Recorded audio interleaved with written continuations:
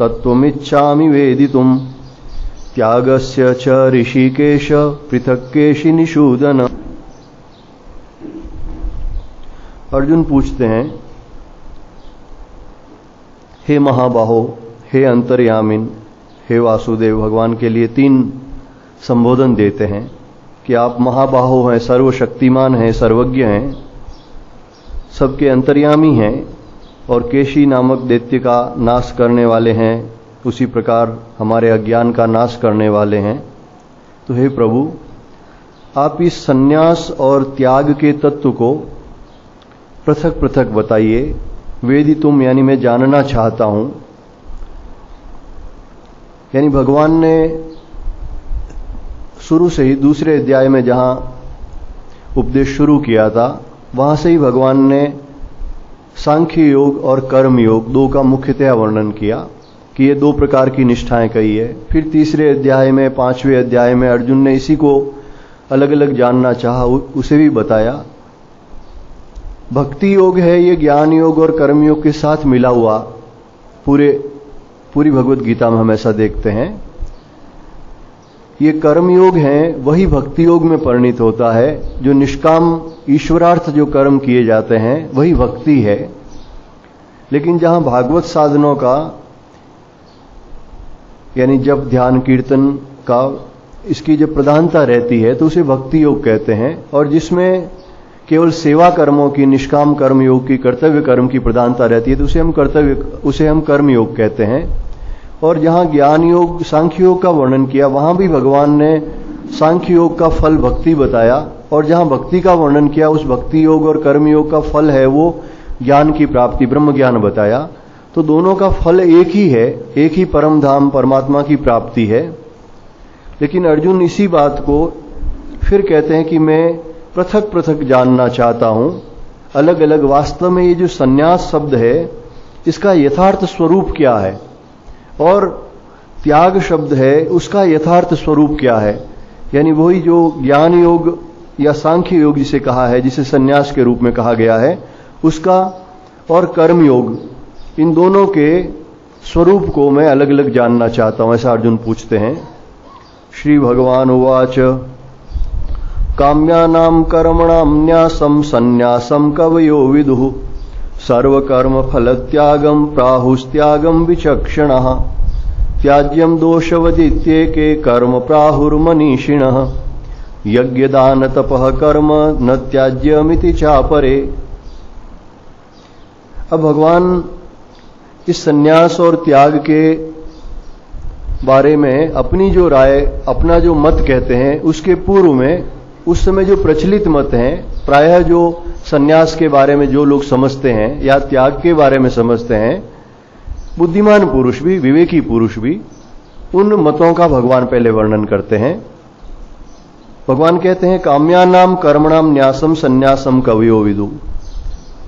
कई पंडित जन, ज्ञानी जन ये कहते हैं कि केवल सकाम कर्मों का त्याग है वही संन्यास है। काम्य कर्म यानी सकाम कर्म।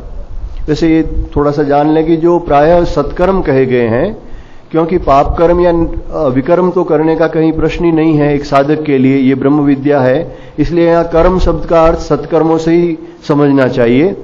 लेकिन कर्म भी हमारे यहाँ सत्कर्म भी है, वो शास्त्रों में कई प्रकार के जो कहे गए हैं। एक तो नित्य कर्म है जो अवश्य करना चाहिए, जैसे घर में भगवान की मूर्ति है तो उनका पूजन नित्य करना चाहिए, जैसे ब्राह्मणों के लिए संध्या गायत्री है वो नित्य करना चाहिए। यानी वो नित्य कर्म करना ही चाहिए, अगर वो न करें तो दोष लगता है। इस प्रकार का एक नित्य कर्म है। कुछ नैमित्तिक कर्म है जो किसी विशेष पर्व आदि में किए जाते हैं, जैसे पूर्णिमा अमावस्या के दिन कुछ विशेष हवन आदि लोग करते हैं, कुछ उपवास करते हैं, या जन्माष्टमी शिवरात्रि आदि पर हम विशेष कुछ अनुष्ठान करते हैं, साधन जप उपवास आदि करते हैं। ये सभी सत्कर्म है, ये नैमित्तिक कर्म कहे गए हैं।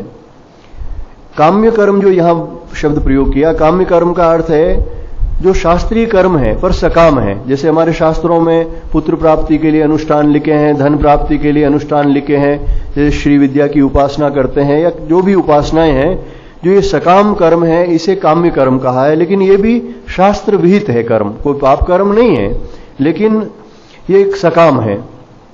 एक प्रायश्चित कर्म कहे गए हैं जो कभी कोई पाप आदि कर्म होते हैं उसके लिए करते हैं विशेष प्रकार के अनुष्ठान, कि अमुक पाप के लिए अमुक अनुष्ठान है, ऐसा हमारे धर्म सिंधु आदि ग्रंथों में, निर्णय सिंधु आदि में जो दिए हुए हैं। और उसके अलावा सामान्य प्रायश्चित है, जैसे हम गंगा स्नान करते हैं, एकादशी व्रत करते हैं, नाम जप आदि करते हैं, तो इससे भी पापों का नाश होता है। और एक जो आवश्यक कर्तव्य कर्म है जो प्रत्येक मनुष्य के अलग अलग हो सकते हैं, पुरुष का कर्तव्य कर्म अलग है, स्त्री का अलग है, ब्राह्मण का, वैश्य का अलग अलग है, किसी का व्यापार है, किसी की नौकरी है, तो जो भी कर्तव्य कर्म है वो ठीक ठीक करना, वो भी सत्कर्म है, ईमानदारी से करना अपने कर्तव्य का पालन। तो ये जो 5 प्रकार के कर्म कहे गए हैं, अब इसमें भगवान कहते हैं कि कुछ लोग कहते हैं, ऐसा कुछ पंडित जन कहते हैं कि केवल सकाम कर्मों का अगर हम त्याग कर दें, यानी नित्य कर्म वगैरह करते रहें, संध्या गायत्री वगैरह करते रहें, नैमित्तिक कर्म भी करते रहें, लेकिन सकाम भाव से कर्म नहीं करें तो वही सन्यास है। फिर कहते हैं कुछ लोग विचार कुशल लोग कहते हैं कि सर्व कर्म फल त्याग है, वही त्याग है। यानी यहां जो अर्जुन ने प्रश्न किया सन्यास और त्याग का तत्व अलग अलग बताने के लिए, तो त्याग का अर्थ है कर्मयोग, जो गृहस्थ में रहकर निष्काम भाव से किया जाता है, और सन्यास का अर्थ है समस्त कर्मों को छोड़कर जो केवल ईश्वर का भजन किया जाता है, अपने आत्मभाव में स्थित रहा जाता है। लेकिन उसके बारे में भगवान कहते हैं अलग अलग प्रकार के व्यक्ति अलग अलग बात कहते हैं। कुछ लोग कहते हैं केवल सकाम कर्मों का त्याग है, वही सन्यास है। कुछ कहते हैं सर्व कर्म फल त्याग है, वही त्याग है। अब कर्मों के फल का त्याग वास्तव में नहीं होता। कर्म फल का त्याग का अर्थ है कर्म फल की इच्छा का त्याग। जैसे कोई व्यापार करता है तो उसका फल है वो, उसको कुछ लाभ तो होगा ही, तो ऐसा नहीं है कि वो लाभ को ग्रहण नहीं करेगा। यहां तक कि हमारा जो ये शरीर है, हमारे पास में जो धन है, रिश्तेदार हैं, वो सब के सब कोई न कोई कर्म का फल ही है। तो कर्म के फल का तो त्याग नहीं हो सकता, कर्म के फल की इच्छा का त्याग होता है। मुझे इतना मिले, ये इस प्रकार की जो इच्छा है यही बाधक होती है। जो सत्कर्म निष्काम भाव से करके ईश्वरार्थ उस फल को समर्पित कर दें और उसले में जो भगवान की इच्छा से जो मिलता है उसमें संतुष्ट रहें, यही सर्वकर्म फल त्याग है। तो कुछ लोग इसे त्याग कहते हैं।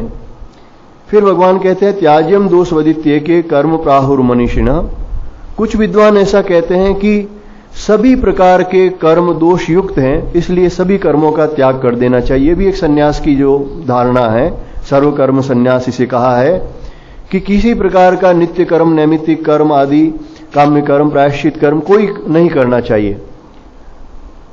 सन्यास के बारे में तो ये बिल्कुल ठीक है। एक जो विधिवत जो सन्यास है, जो हमारे शास्त्र में चतुर्थ आश्रम के रूप में कहा गया है, ब्रह्मचर्य, गृहस्थ और वानप्रस्थ के बाद में जो सन्यास लिया जाता है उसमें समस्त कर्मों का त्याग हो जाता है। इस प्रकार के जो नित्य कर्म, नैमित्तिक कर्म आदि है, केवल शरीर संबंधी आवश्यक जो शौच स्नान, भिक्षा आदि के अतिरिक्त अन्य उसमें कोई भी कर्म है वो नहीं होते। और कुछ विद्वान भगवान कहते हैं कि यज्ञ, दान और तप रूपी कर्म है वो त्यागने योग्य नहीं है। अब इस प्रकार से 4 प्रकार की जो धारणाएं उस समय जो थी उसके बारे में भगवान ने बताया। लेकिन अब भगवान कहते हैं जो मेरा मत क्या है इसे पहले तो सुन ले। निश्चयम शृणु मे तत्र त्यागे भरत सत्तम, त्यागो ही पुरुष व्याघ्र त्रिविध संप्रकीर्तितः। हे पुरुष श्रेष्ठ अर्जुन, सन्यास और त्याग इन दोनों में से पहले त्याग के विषय में तू मेरा निश्चय सुन, क्योंकि त्याग सात्विक, राजस और तामस भेद से 3 प्रकार का कहा गया है। अब भगवान यहां पर वो जो विधिवत सन्यास है, जो चतुर्थ आश्रम कहा गया है, जिसमें सर्व कर्म का त्याग होता है, शिखा सूत्र का भी त्याग होता है, उसका वर्णन नहीं करके पहले जो गृहस्थ में रहकर या जो चतुर्दाश्रम ग्रहण नहीं करके ब्रह्मचर्य अवस्था आदि में भी किस प्रकार से कर्म करना चाहिए जिससे कि भगवत प्राप्ति हो, उस कर्मयोग का वर्णन करते हैं। यहां त्याग का अर्थ उस कर्मयोग का ही वर्णन है जो भगवान ने जगह जगह पर किया है। तो कहते हैं उस त्याग को जानने के पहले तो इसका सात्विक, राजस और तामस ये 3 प्रकार का भेद है, उसको तू जान। और दूसरा भगवान जो कहते हैं आगे कि कौन कौन से कर्म त्याज्य हैं और कौन कौन से त्यागने योग्य नहीं हैं, ये तू पहले जान ले। यज्ञ दान तपः कर्म न त्याज्यम कार्यमेव तत्, यज्ञो दानम तपस्येव पावनानि मनीषिणाम। अब भगवान कहते हैं कि यज्ञ, दान और तप ये त्यागने योग्य नहीं है, बल्कि अवश्य कर्तव्य है। एव कार्यम, यानी इनको त्यागना नहीं चाहिए बल्कि अवश्य करना चाहिए। एक तो कि भाई त्याग किया जाए, और एक है कि त्याग नहीं किया जाए पर किए भी नहीं जाए, ये दोनों बात हो सकती है। लेकिन भगवान कहते हैं कि त्यागने योग्य नहीं, ये तो अवश्य करणीय है। यानी यज्ञार्थ कर्म, यानी जितने भी सत्कर्म हैं, और तपस्या है जिसका वर्णन भगवान ने 17वें अध्याय में शारीरिक तप, मानसिक तप और वाचिक तप के रूप में किया, कि इस तपस्या का अनुष्ठान और दान देना, जो कर्मयोग का आचरण कर रहे हैं गृहस्थ में उनके लिए दान देना, ये अवश्य कर्तव्य है। दशांश है वो आय का, वो दान देना चाहिए। और जो यज्ञार्थ कर्म है, जो देवताओं के लिए आहुति वगैरह दी जाती है, ये अवश्य कर्म है, नित्य कर्म है, करणीय कर्म है। ये न करने से उल्टा दोष है, त्यागने योग्य तो ये है ही नहीं। और ये तीनों प्रकार के कर्म भगवान कहते हैं, यज्ञ, दान और तप, ये बुद्धिमान पुरुषों को भी पवित्र करने वाले हैं। पावनानि मनीषिणाम, जो मनीषी लोग हैं, विवेकी लोग हैं, यानी जो लोग पहले से ही निष्काम भाव से कर्म करते आ रहे हैं, फल और आसक्ति को त्याग कर ईश्वरार्थ कर्म करते हैं, जो ऐसे विवेकी जन हैं, जो धर्म और अधर्म को जानते हैं, ऐसे पुरुष भी यज्ञ, दान और तप करते हैं। क्योंकि भगवान ने स्वयं ने किया। भगवान कृष्ण की जीवनी जो श्रीमद् भागवत के 10वें स्कंद के उत्तरार्ध में जो आती है, उसमें आप देखेंगे भगवान नित्य संध्या वंदन करते थे, सूर्य भगवान को अर्घ देते थे, फिर नित्य हवन करते थे, ब्राह्मणों को दान देते थे। कहते हैं सोने के सींग मड़ी हुई गौओं का दान करते थे। जो सारे जो सत्कर्म है भगवान स्वयं करके दिखा के गए हैं, जितने भी अवतार पुरुष हुए हैं। तो भगवान कहते हैं ये बुद्धिमान पुरुषों को पवित्र करने वाले हैं। लेकिन यहां जो पावनानि मनीषिणाम कहा, इसका अर्थ ये है कि मनीषी पुरुष जो हैं, जो निष्काम भाव से यज्ञ, दान, तप करते हैं, जिसका वर्णन 17वें अध्याय में विस्तार से भगवान ने किया है, उन सात्विक यज्ञ, दान, तप करने वाले व्यक्तियों का ही अंतःकरण पवित्र होता है। जो उस प्रकार से अगर नहीं करेंगे, अगर राजसिक या तामसिक भाव से जो यज्ञ, दान आदि करेंगे, जिसका वर्णन पहले भगवान ने किया, जो दिखावे के लिए किया जाता है, जो प्रत्युपकार के लिए किया जाता है, या ऐसी तपस्या की जाती है जिसमें दूसरों को कष्ट दिया जाता है, अपने शरीर को कष्ट दिया जाता है, तो वो तो आसुरी है और वो बंधन का कारण हो जाते हैं। क्रिया अच्छी है, यज्ञ, दान और तप उत्तम क्रियाएं हैं, लेकिन वो भी अगर राजसिक भाव से की जाए, तामसिक भाव से की जाए, दिखावे के लिए की जाए, सकाम भाव से की जाए, या दूसरों को कष्ट पहुंचाने के लिए की जाए, तो वही उत्तम क्रियाएं हैं, वो निकृष्ट हो जाती है, बंधन का कारण हो जाती है, नरक का कारण भी हो जाती है। लेकिन ये उत्तम कर्म हैं, इनको केवल इसलिए नहीं त्याग देना चाहिए कि कहीं ये बंधन का कारण नहीं बन जाए। इन क्रियाओं को भगवान कहते हैं अवश्य करना चाहिए और निष्काम भाव से करना चाहिए, ये पवित्र करने वाली है। एतान्यपि तु कर्माणि संगम त्यक्त्वा फलानि च कर्तव्यानीति मे पार्थ निश्चितम मतमुत्तमम।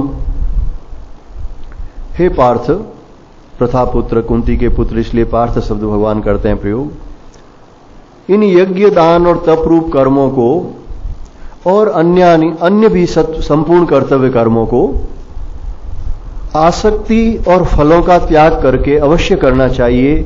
यह मेरा निश्चय किया हुआ उत्तम मत है। भगवान ने जो पहले 4 मत बताए उसमें कहते हैं कि मेरा निश्चय किया हुआ उत्तम मत यही है कि इन क्रियाओं को अवश्य करना चाहिए, पर आसक्ति और फलों का त्याग करके। संगम त्यक्त्वा फलानि च। अब आसक्ति क्या? जो हम कर्म कर रहे हैं, जो हमारे कर्म के साधन हैं, यानी कर्म के साधन में व्यक्ति भी हो सकते हैं, वस्तुएं भी हो सकती है, धन भी होता है, तो उसमें आसक्ति त्याग कर, जैसे एक कर्तव्य कर्म करते हैं, माता पिता की सेवा करना पुत्र का कर्तव्य है, तो निष्काम भाव से उनकी सेवा करें, लेकिन उनमें आसक्ति नहीं हो। अगर कोई दान करे लेकिन उसमें आसक्ति नहीं हो कि जिसको दान कर रहे हैं उसके अंदर आसक्त हो जाए, तो एक तो उन वस्तुओं में, व्यक्तियों में जो कर्म के साधन हैं उन साधनों में कहीं भी आसक्ति नहीं हो। और दूसरा भगवान कहते हैं त्यक्त्वा फलानि च, और फलों का त्याग। और फल का त्याग का अर्थ यही है फल की इच्छा का त्याग। जो भी हम कर्म करें उस कर्म के फल को ईश्वर के चरणों में समर्पित कर दें और भगवान की इच्छा से जो उसका फल प्राप्त होता है उसमें संतुष्ट रहें। ये फल का त्याग है। फल का त्याग का अर्थ ही फल की इच्छा का त्याग ही है। इस प्रकार से ये कर्तव्य अवश्य करने चाहिए। भगवान कहते हैं ये मेरा निश्चय किया हुआ मत है। अब इस त्याग में जो भगवान ने कहा कि तुम्हें तामस राजस सात्विक त्याग को जानना चाहिए, ये जो स्वरूप कहा है भगवान ने सात्विक त्याग का ही है। इसे बाद में भगवान फिर कहते हैं, लेकिन पहले तामस त्याग जो प्रायः लोग त्याग समझ बैठते हैं और परंतु त्याग है नहीं, राजसिक त्याग, इसके बारे में भगवान कहते हैं नियतस्य तु संन्यासः कर्मणो नोपपद्यते मोहात् तस्य परित्यागस्तामसः परिकीर्तितः।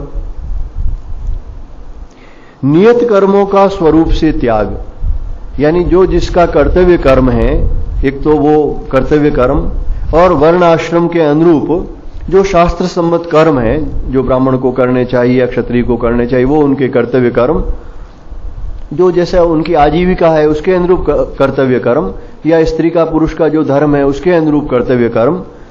भगवान कहते हैं इस नियत कर्म का स्वरूप से त्याग उचित नहीं है। अब ये दोनों शब्द ही विपरीत हो जाते हैं, क्योंकि कर्म नियत है, शास्त्र के द्वारा आपके लिए विहित किया गया है कि ये कर्म आपको करना है, और उसका जब हम स्वरूप से त्याग कर देते हैं तो उसका प्रत्यवाय लगता है। शास्त्र कहते हैं उसका पाप लगता है, दोष लगता है। जैसे एक व्यक्ति, दो नियत कर्म अलग अलग हो सकते हैं, जैसे एक गृहस्थ का धर्म अलग है, सन्यासी का धर्म एक अलग है।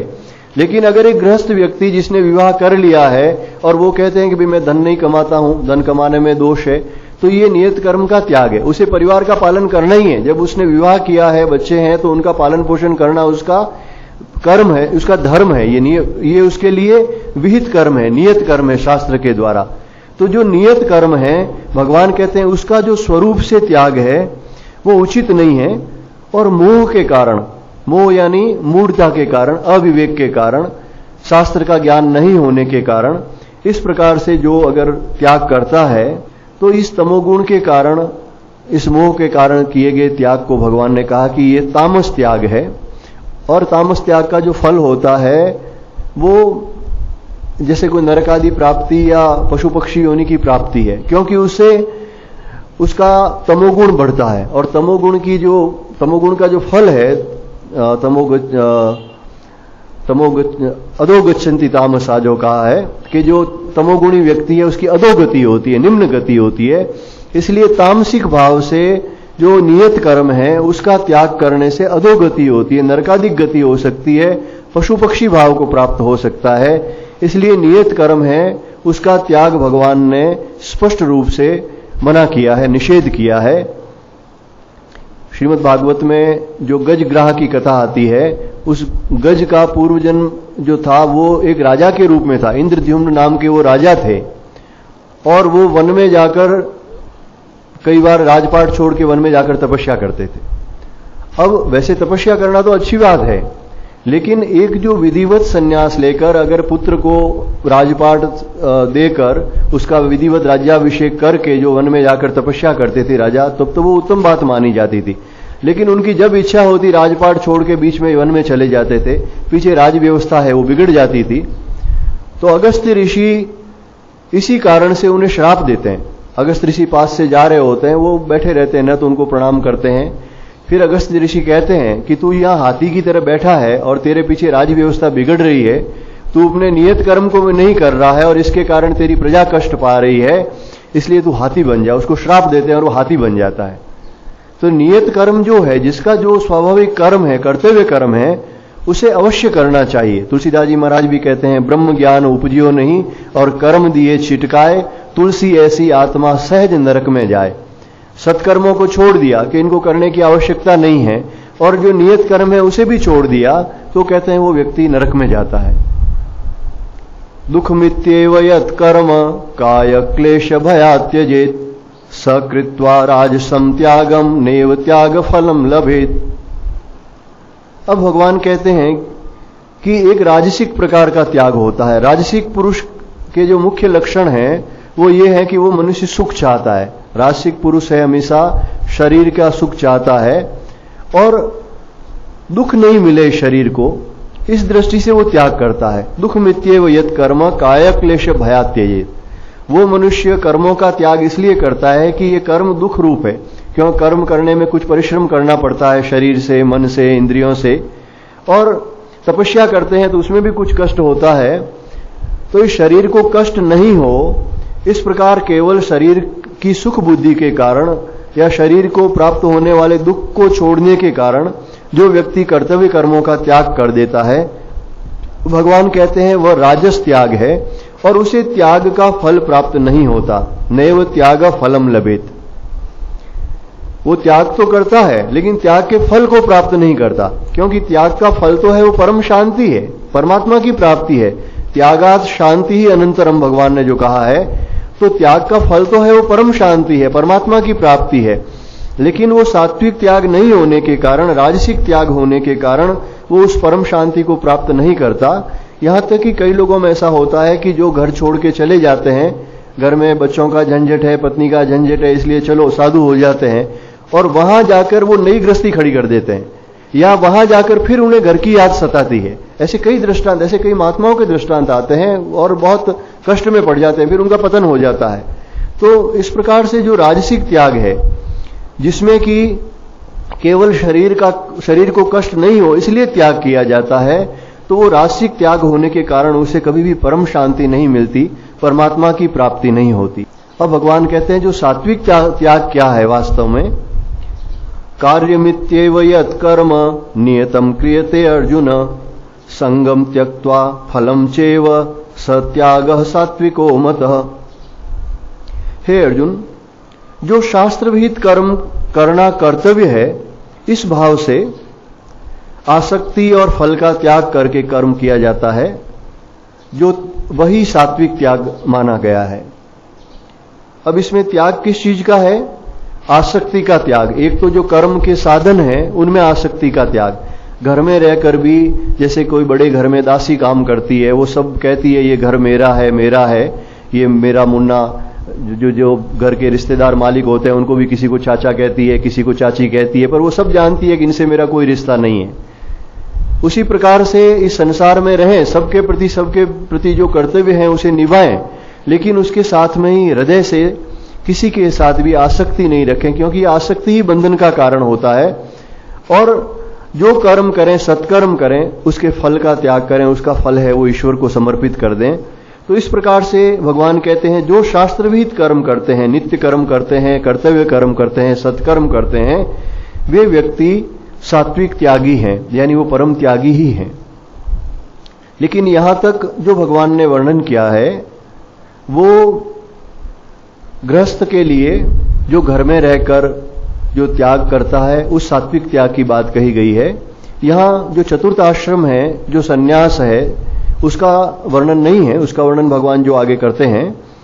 तो यहां तक कर्मयोग का ही वर्णन है, लेकिन कर्मयोग सात्विक प्रकार से किस प्रकार से हो, और कर्मयोग में रहते हुए तामसिक राजसिक त्याग का प्रयास नहीं करें, यानी गृहस्थ में रहकर जो कर्मों का त्याग करता है तो वो बहुत कष्ट में पड़ जाता है। हमारे शास्त्र भी कहते हैं ये कि अकर्मी गृहस्थ और प्रपंची सन्यासी, ये दोनों ही विपरीत कर्मों के कारण नरक में जाते हैं।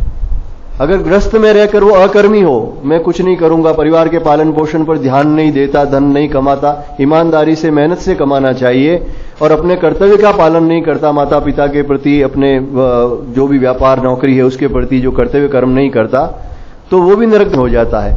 और अगर संन्यास लेके सब कर्मों का त्याग करने के बाद में फिर वो प्रपंच में पड़ जाता है, एक नई गृहस्थी बसा लेता है जैसे, तो वो भी नरक में चला जाता है।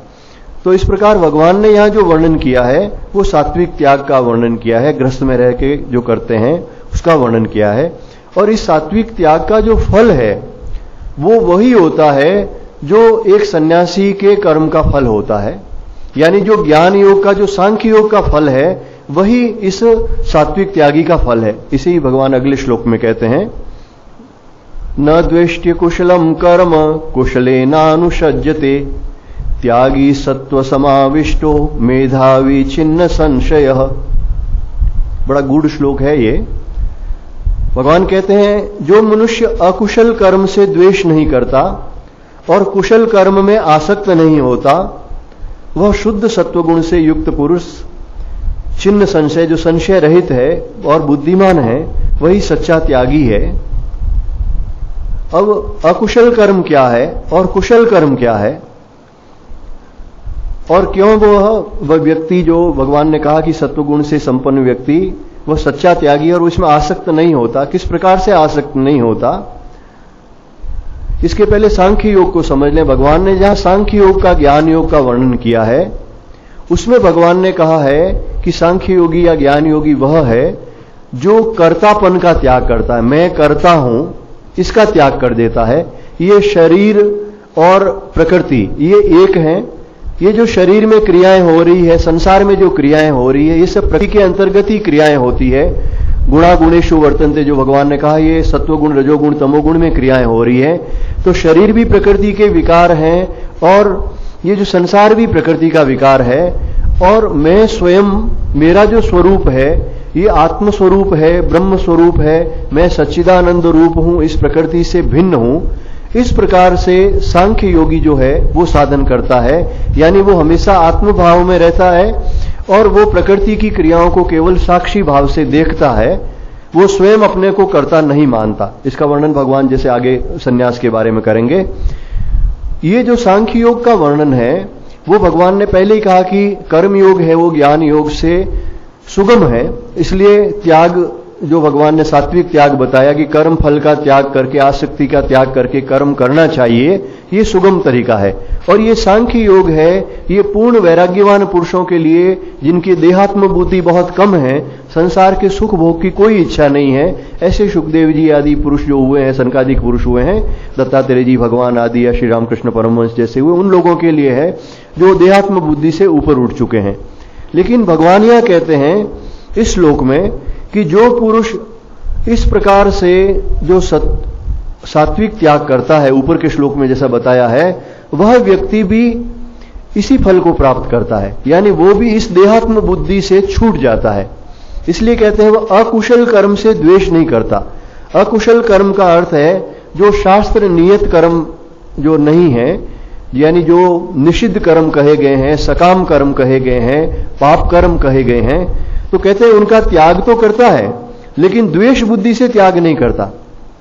यानी उसमें भी जो ज्ञान योगी या सांख्य योगी में कर्तृत्व अभिमान जिस प्रकार से छूट जाता है, उसी प्रकार से इस कर्मयोगी का भी कर्तृत्व अभिमान छूट जाता है, देहाभिमान छूट जाता है। इसलिए वह अकुशल कर्म से द्वेष नहीं करता, त्याग करता है। वह कोई निषिद्ध कर्म नहीं करता, सकाम कर्म नहीं करता, क्योंकि संसार में उसकी कोई आसक्ति ही नहीं होती।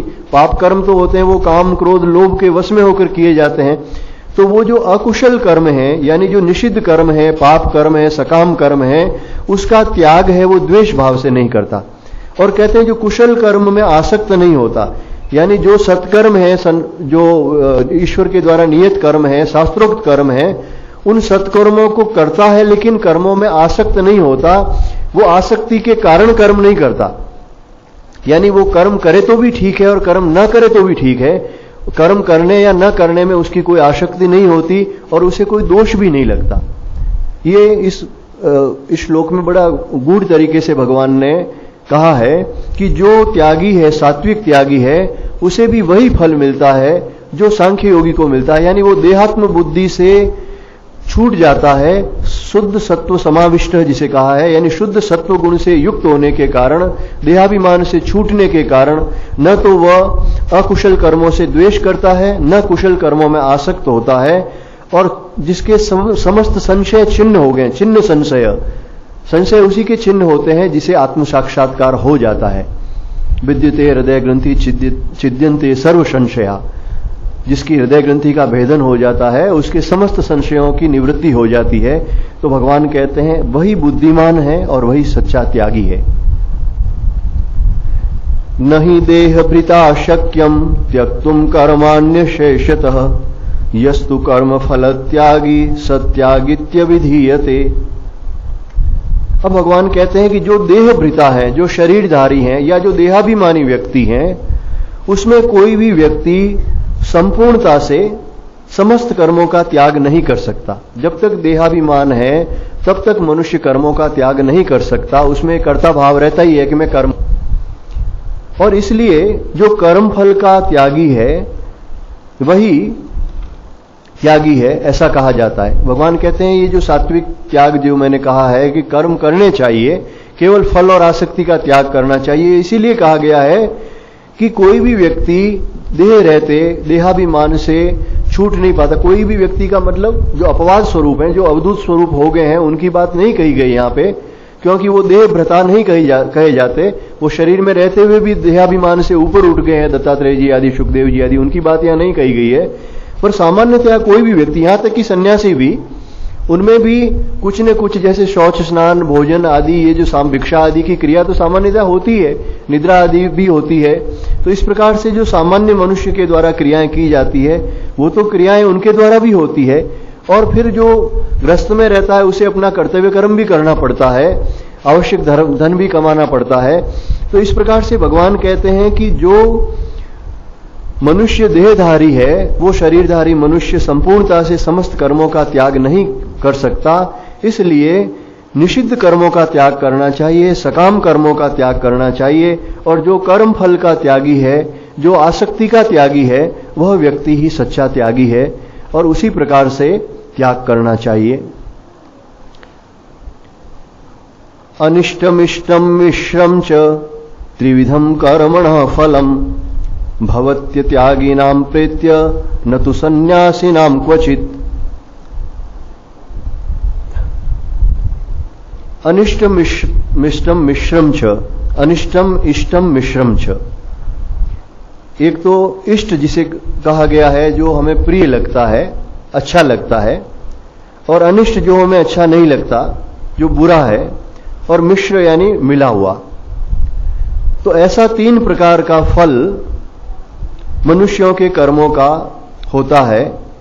यानी समस्त जो मनुष्य हैं वो प्रायः 3 प्रकार के कर्म करता है। एक सत्कर्म करता है, एक यानी जिसे हम पुण्य कर्म कहते हैं, एक असत्कर्म करता है जिसे पाप कर्म कहा गया है, और एक मिश्रित कर्म होते हैं। पुण्य कर्म होता है, उसके साथ भी कुछ दोष हो जाता है। उसी प्रकार से कर्म फल भी 3 प्रकार का कहा गया है। एक तो जो पुण्य कर्म का उत्तम फल जो केवल सुख भोग कहा गया, जैसे स्वर्ग आदि में लोग सुख भोगते हैं, या यहां भी जो प्रायः सुखी लोग हैं तो उन्हें सुख भोग प्राप्त होता है। और एक अनिष्ट फल होता है जो दुख रूप है, या नरक आदि है, पशु पक्षी योनि में जो भोगा जाता है, जहां केवल कष्ट ही कष्ट, दुख ही दुख होता है। और एक मिश्रित फल है, जैसे मनुष्य योनि में भोगते हैं, कुछ सुखी भी होते हैं, थोड़ा सुख मिलता है, फिर दुखी होते हैं, फिर दुख के बाद सुख आता है। लेकिन भगवान कहते हैं कि ये कर्म फल का जो त्याग नहीं करने वाले मनुष्य हैं, अत्यागी नाम, यानी जिन्होंने इस कर्म फल की आसक्ति का त्याग नहीं किया, इस कर्म का फल मुझे ये मिले, इसके बदले में ये मिले, इस प्रकार की जिनकी कामना है, जिसने अभी कर्म फल के साधनों से ममता का त्याग नहीं किया, आसक्ति का त्याग नहीं किया, और कर्म फल की इच्छा का त्याग नहीं किया, तो ऐसे पुरुष को तो इष्ट, अनिष्ट और मिश्रित, ये 3 प्रकार के कर्म फल है वो भोगने ही पड़ते हैं। लेकिन और कहते हैं 3 प्रकार के फल मरने के पश्चात भी अवश्य होता है, यानी मरने के इस जन्म में ही नहीं, मरने के बाद भी ये फल है वो अवश्य भोगना पड़ता है। यानी उस अनुसार उसकी गति होती है, चाहे स्वर्ग में जाए, चाहे मनुष्य योनि में जाए, चाहे नरकादि, जैसे उसके कर्म होते हैं उसके अनुरूप उसे गति मिलती है। किंतु न तो सन्यासिनाम क्वचित, सन्यासी को उसका फल किसी भी काल में नहीं मिलता है। अब यहां पर भगवान ने जो पूर्व के श्लोकों में कर्म फल के त्यागी की बात कही है, लेकिन यहां पर इस श्लोक के अंत में जो भगवान ने कहा है न तो सन्याम क्वचित, यानी ये 3 प्रकार का फल सन्यासी को प्राप्त नहीं होता, इसका अर्थ यही है कि ये दोनों जो पूर्व में कहे गए हैं, कर्म फल के त्यागी जो सत्कर्म ग्रस्त में रहकर करते हैं और कर्म फल का त्याग करते हैं, उन्हें भी ये कर्म फल नहीं मिलता, यानी उन्हें भी ये इष्ट अनिष्ट मिश्रित कर्म नहीं मिलता, और सन्यासी को भी नहीं मिलता। क्योंकि इससे अगले श्लोक में भगवान सांख्य योग का वर्णन करते हैं इसलिए इसमें सन्यासी शब्द प्रयोग किया। लेकिन भगवान ने जो सात्विक त्यागी, कर्मयोगी और सन्यासी, इन सबको एक माना है। इसलिए भगवान ने कहा कि सन्यासी को इनमें से किसी भी प्रकार का फल किसी भी काल में है वो नहीं होता। अब क्यों नहीं होता, अगर इस पर हम विचार करें, क्योंकि हमारे शास्त्र तो कहते हैं अवश्यमेव भोक्तव्यम कृतम कर्म शुभाशुभम, कि जो भी हम कर्म करते हैं उसका फल है वो हमें अवश्य रूप से भोगना ही पड़ता है। ना भुक्तम क्षीयते कर्म जन्म कोटि शतेरपि, चाहे भली करोड़ों जन्म बीत जाए लेकिन कर्म का फल भोगे बगैर तो छुटकारा नहीं है, ऐसा भी हमारा शास्त्र कहते हैं। लेकिन यहां भगवान कहते हैं सन्यासी को ये कर्म फल नहीं मिलता। जो कर्म फल का त्याग नहीं करने वाला है उसे ये कर्म फल अवश्य मिलता है, जन्म में भी और मरने के बाद भी मिलता है, ऐसा भगवान कहते हैं। तो इसमें क्या है, रहस्य क्या है? जो कर्म फल होता है वो किस कारण से होता है, विस्तार से इसका भगवत गीता में भगवान ने जो वर्णन किया अन्य अध्यायों में भी। एक तो ये अहम भाव कि मैं कर्म का करता हूं और मैं सत्कर्म कर रहा हूं या मेरे से ये पाप कर्म हो गया, ये सबसे पहले तो जो अहम भाव है ये बंधन का कारण बनता है। और फिर जो व्यक्ति वस्तु जो आपको प्रारब्ध के अनुरूप मिले हैं उसे अपना मान लेना, मिले तो वो प्रारब्ध से हैं, प्रकृति का विकार है, शरीर भी प्रकृति का विकार है, वो सभी जो हमें परिस्थितियां, धन, रिश्तेदार मिले ये भी सब प्रकृति के विकार हैं और केवल कर्म फल के अनुरूप मिले हैं। लेकिन उसे हम अपना मान लेते हैं, ये मेरे हैं, ये धन मेरा है, ये पुत्र मेरा है, पति मेरा, इस प्रकार से मेरा मानने से उस ममता के कारण बंध जाते हैं और अहमता के कारण कि मैं शरीर हूं, मैं कर्म कर रहा हूं, मैंने अच्छा कर्म किया, मैंने उसे दान दिया, मैंने ये तपस्या की, इस प्रकार से सत्कर्मों से। और पाप कर्म होता है तो वो भी मन में रहता ही है कि मैंने अमुक पाप कर्म किया था, भली बाहर नहीं कहे तो भी मन में तो रहता ही है। तो इस प्रकार से ये अहम भाव के कारण, अहमता और ममता के कारण है वो मनुष्य बंधता है। अब मुक्ति का उपाय है वही भगवान ने जो सांख्य योग और कर्मयोग कहा है। जो सांख्य योगी है जिसमें देहात्म बुद्धि नहीं है, वो मैं नित्य सच्चिदानंद स्वरूप हूं, मैं आत्म स्वरूप हूं, इसका ज्ञान हो जाने से, देह के भाव से ऊपर उठ जाने से उसका अहम भाव शरीर में नहीं रहता। मैं करता हूं, मैं सत्कर्म कर रहा हूं, मैं दुष्कर्म कर रहा हूं, इस प्रकार का भाव नहीं रहता। इसलिए वो सब कर्म बंधनों से छूट जाता है, उसे किसी कर्म का फल नहीं लगता। और जो कर्मयोगी है, गृहस्थ में रहकर जो साधन कर रहा है, वो कर्म फल की इच्छा नहीं करता। जब वो कर्म फल की इच्छा नहीं करता तो उसके जो संचित कर्म है, यानी अनेक मनुष्य जन्मों में जो हमने कर्म किए हैं उसके संस्कार हमारे अंदर संचित रहते हैं। इसका पहले विस्तार से वर्णन किया था कि 3 तरह के कर्म हैं। एक तो अनेक जन्मों के हमारे संचित कर्म होते हैं जो हमारे चित्त में रहते हैं। फिर उस संचित कर्मों में से जिस कर्म फल के कारण ये शरीर मिला है उसे हम प्रारब्ध कर्म कहते हैं। वो सभी संचित कर्म इसमें नहीं आए, उसका कुछ अंश होता है जिसके कारण ये शरीर मिला है। तो प्रारब्ध के अनुरूप जो शरीर मिला है, जो परिवार मिला है, जो धन आदि मिलता है, वो समस्त कर्म का फल है, प्रारब्ध कर्म का फल है। इसलिए उससे मनुष्य छूट नहीं सकता। जितनी आयु है उतनी आयु तक जीवित रहना पड़ेगा। जैसे परिवार में जन्म होता है वो भी कर्म फल के अनुरूप ही होता है, तो उसी में हमें रहना पड़ेगा। लेकिन ये प्रारब्ध कर्म अगर हम सम रहें, भगवान ने समत्वम योग उच्यते जो कहा है, अगर हम उसमें सम रहें, दुख में सुख में जो परिस्थिति मिली है, जो रिश्तेदार मिले हैं, जो धन मिला है, ये सब हमें अपने कर्म फल के अनुरूप मिला है और हमें इसमें शांत रहना चाहिए और भगवत चिंतन करना चाहिए। जो सुख दुख आता है, जो परिस्थिति आती है, ये हमारे ही कर्मों का फल है, ऐसा मानकर अगर हम सम बुद्धि से उसको सहन करते हैं तो वो कर्म है वो विलीन हो जाता है। यानी फिर वो प्रारब्ध कर्म है वो इस प्रकार से भोग कर छूट जाता है, वो भोगा नहीं जाता। अगर हम सम बुद्धि से रहते हैं तो उसका भोगना नहीं कहा जाता। और जो संचित कर्म है, हमारे अनेक जन्मों के कर्म है जिसके कारण आगामी जन्म मिलते हैं, वो कर्म फल की इच्छा छोड़ने से, जो भगवान ने त्यागी के बारे में कहा कि वो कर्म फल की इच्छा नहीं करता, तो कर्म फल की इच्छा छोड़ने के कारण हमारे संचित कर्म आगामी जन्मों के कारण नहीं बनते। उसके कारण जो हमारे आगामी जन्म होने वाले हैं वो रुक जाते हैं, वो संचित कर्म भी है वो नष्ट हो जाते हैं, क्योंकि हमारे कोई कर्म फल की इच्छा ही नहीं है, आगामी जन्म लेने की इच्छा ही नहीं है। हमारी यही इच्छा है कि हम परमात्मा के अंश हैं और परमात्मा के धाम में जाएंगे। तो आगामी संचित कर्म चाहे कितने ही जन्मों के कर्म हो, वो सब के सब है वो विलीन हो जाते हैं। और तीसरा जो क्रियमाण कर्म है, जो अभी हम कर रहे हैं, जो नए कर्म कर रहे हैं, उसमें भी पाप कर्म पुण्य कर्म सभी होते हैं, वो भी हमारे साथ में जुड़ते हैं। उन कर्मों को जब हम निष्काम भाव से करते हैं कि इस कर्म के फल की हमें इच्छा नहीं है, इस कर्म का फल है वो भगवान के चरणों में समर्पित है। जैसा पहले ही कहा गया कि पाप कर्म और निषिद्ध कर्म तो करने ही नहीं है, क्यों देखो निषिद्ध कर्म और पाप कर्म करने से उसके फल से मनुष्य बच नहीं सकता, तो वो तो करने ही नहीं है। और जो सत्कर्म करते हैं उसका फल जब हम ईश्वर के समर्पित कर देते हैं, तो जो नए कर्म कर रहे हैं, क्रियमाण कर रहे हैं, वो कर्म भी हमारे बंधन का कारण नहीं होते। और जो संचित कर्म है वो कर्म फल की इच्छा नहीं होने के कारण आगामी जन्मों का कारण नहीं बनते। और प्रारब्ध कर्म को जब हम शांति से समभाव से यहीं पर भोग लेते हैं, तो वो भी कोई आगामी जन्मों का कोई कारण नहीं बनता। प्रारब्ध है वो इसी शरीर के साथ है, वो समाप्त हो जाता है, और प्रारब्ध समाप्त होता है तब शरीर भी समाप्त हो जाता है, तो ये तो यहीं पर नष्ट हो जाता है। तो इस प्रकार से ये भगवान ने जो कहा कि जो व्यक्ति सन्यासी है, यानी जो कर्म फल का त्यागी है, उसे न तो ये अच्छे कर्म का, बुरे करा और मिश्रित कर्म का कोई फल नहीं होता, मृत्यु के बाद भी नहीं होता वो, और वो परमात्मा के धाम में चला जाता है।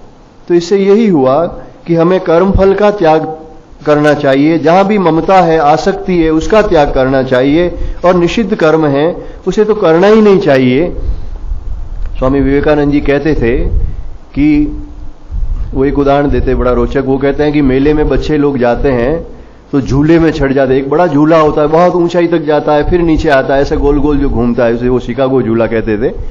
तो वो कहते हैं कि उस झूले में बच्चे लोग चढ़ जाते हैं जिद करके। अब वो चढ़ते हैं, जब झूला ऊपर जाता है तो बहुत प्रसन्न होते हैं, आनंद लेते हैं, लेकिन वो जब नीचे आता है तो चिल्लाते हैं, बड़ा भय लगता है। जब वो झूला ऊपर से नीचे आता है तो बहुत भय लगता है, तो बच्चे चिल्लाते हैं जोर जोर से। तो वैसे ही कहते हैं कि मनुष्य बिना सोचे समझे इस संसार में प्रवेश तो कर जाता है कि मैं संसार में थोड़ा आनंद लूंगा, जैसे झूले में बच्चे आनंद लेते हैं वैसे, फिर फंस जाता है। जब सुख मिलता है या जब उसकी कोई उत्तम गति होती है तब तो वो बहुत प्रसन्न होता है, और जब अधोगति होती है, दुख होता है, निम्न योनियों में जाता है, तो वो बहुत चिल्लाता है, बहुत कष्ट पाता है। तो स्वामी जी कहते हैं कि इससे बचे कौन व्यक्ति इस झूले के अंदर जो ये सुख दुख आ रहा है ऊपर नीचे जाने का, इससे कौन व्यक्ति बच सकता है? तो कहते हैं समझदार व्यक्ति तो वो होता है जो झूले में चढ़ता ही नहीं है, वो दूर से बस देखता रहता है उस झूले को, लेकिन झूले में चढ़ता नहीं है। उसी को सांख्य योगी कहा है, ज्ञान योगी कहा है, जो हमेशा एक दृष्टा भाव रखता है कि ये संसार प्रकृति है, ये प्रकृति का विकार चल रहा है, लेकिन मैं इससे बिल्कुल पृथक आरूप हूं। और दूसरा वो होता है जो स्वामी जी कहते हैं अब जो चढ़ ही गया है अंदर, तो फिर उसे झूले के मालिक से जो प्रार्थना करता है कि अब आप कृपा करके झूले को रोकिए और मुझे नीचे उतारिए, अब मैं बहुत परेशान हो गया हूं, झूलते झूलते चक्कर आ रहा है अब। तो उसको भी कहते हैं वो झूले का मालिक नीचे उतार देता है। तो इस झूले का मालिक कौन है? ईश्वर परमात्मा है, जो भगवान की शरण आ जाता है कि प्रभु अब मैं जन्म मरण के बंधन में बार बार जन्मते जन्मते ये दुख सुख भोगते भोगते अब मैं दुखी हो गया हूं। तो जो ईश्वर के शरणागत आ जाता है उसे भी भगवान इस जन्म मरण के बंधन से मुक्त कर देते हैं, और जो ज्ञान के द्वारा मुक्त हो जाता है वो भी मुक्त हो जाता है।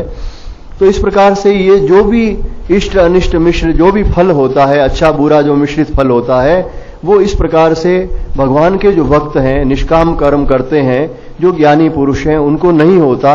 और जो इस प्रकार से आसक्ति के कारण जो फंसे हुए हैं, उन व्यक्तियों को फिर कहते हैं इस जन्म में भी भोगना पड़ता है और मरने के बाद भी भोगना पड़ता है। अब इससे आगे की चर्चा जो है वो आगामी सत्संग में 15वें अध्याय का थोड़ा स्वाध्याय कर लें।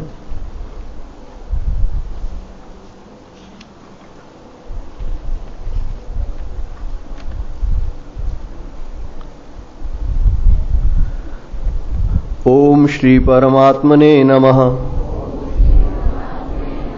अथ पंचदशोऽध्यायः। श्री भगवान उवाच ऊर्ध्वमूलमधः शाख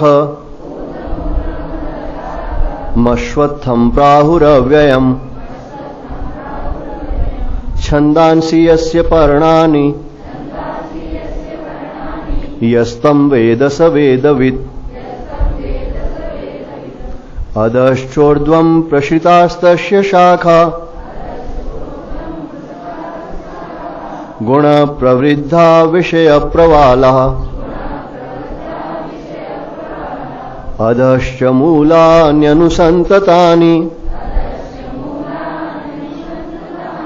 कर्मानुबन्धीनि मनुष्यलोके न रूपमस्येह तथोपलभ्यते नान्तो न चादिर्न च सम्प्रतिष्ठा अश्वत्थमेनं सुविरूढमूल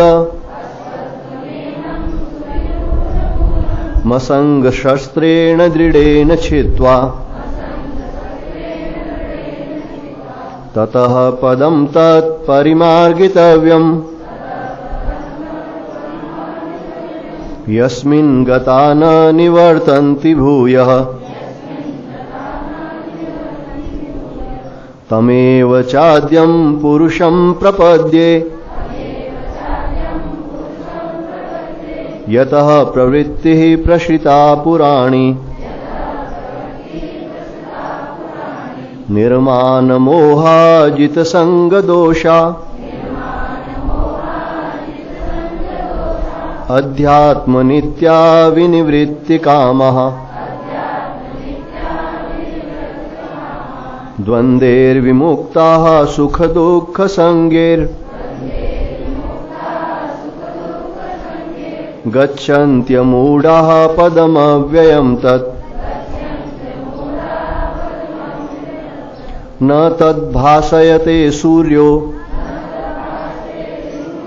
न शशाङ्को न पावकः यद्गत्वा न निवर्तन्ते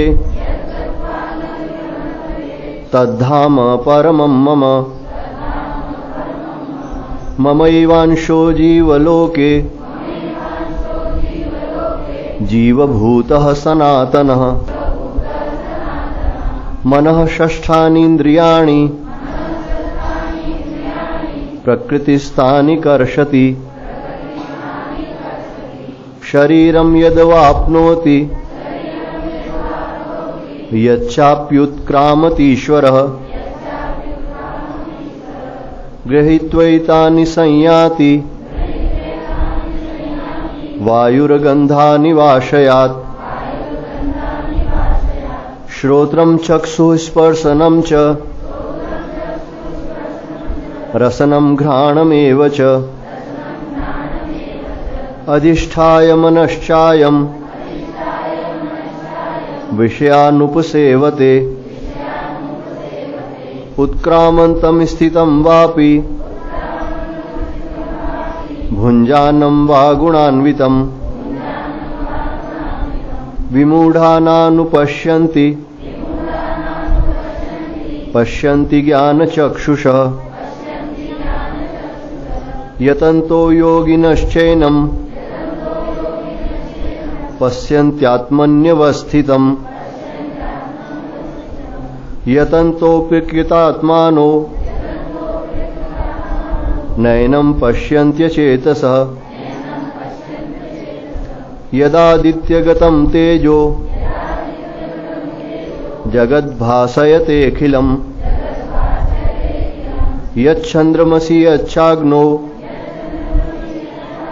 तत्तेजो विद्धि मामकम् गामाविश्य च भूतानि धारयाम्यहमोजसा पुष्णामि चौषधिः सर्वः सोमो भूत्वा रसात्मकः अहं वैश्वानरो भूत्वा प्राणिनां देहमाश्रितः प्राणापानसमायुक्तः पचाम्यन्नं चतुर्विधम् सर्वस्य चाहं हृदि सन्निविष्टो मत्तः स्मृतिर्ज्ञानमपोहनं च वेदैश्च सर्वैरहमेव वेद्यो वेदान्तकृद्वेदविदेव चाहम्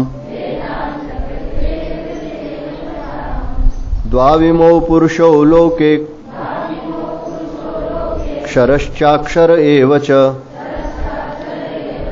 क्षरः सर्वाणि भूतानि कूटस्थो अक्षर उच्यते। उत्तमः पुरुषस्त्वन्यः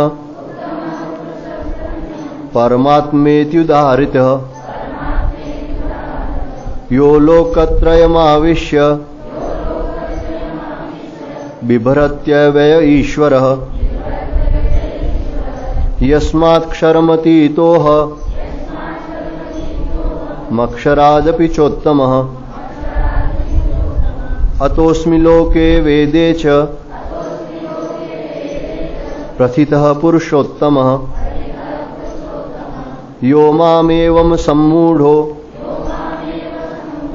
जानाति पुरुषोत्तमम् स सर्वविद् भजति माम्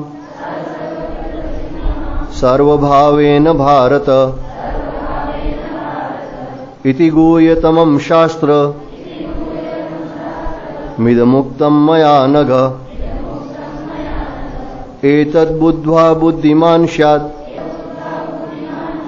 कृतकृत्यस्य भारत कृतकृत्यस्य भारत। ओम तत्सदिति श्रीमद्भगवद्गीतासु उपनिषत्सु ब्रह्मविद्यायां योगशास्त्रे श्रीकृष्णार्जुन संवादे पुरुषोत्तम योगो नाम पंचदशोऽध्यायः। हरि ओम तत्सत् हरि ओम तत्सत् हरि ओम तत्सत् हरि ओम तत्सत्। गोविंद हरे गोपाल हरे गोविंद हरे गोपाल हरे जय जय प्रभु दीन दयाल हरे जय जय प्रभु दीन दयाल हरे गोविंद हरे गोपाल हरे गोविंद हरे गोपाल हरे जय जय प्रभु दीन दयाल हरे जय जय प्रभु दीन दयाल हरे गोविंद हरे गोपाल हरे गोविंद हरे गोपाल हरे जय जय प्रभु दीन दयाल हरे जय जय प्रभु दीन दयाल हरे। बोलिए सच्चिदानंद भगवान की जय। सियावर रामचंद्र भगवान की जय। श्री कृष्णचंद्र भगवान की जय। श्री रामकृष्ण भगवान की जय। समस्त संत महात्माओं की जय। नमः पार्वती पतये हर हर हर महादेव। काशी विश्वनाथ की जय।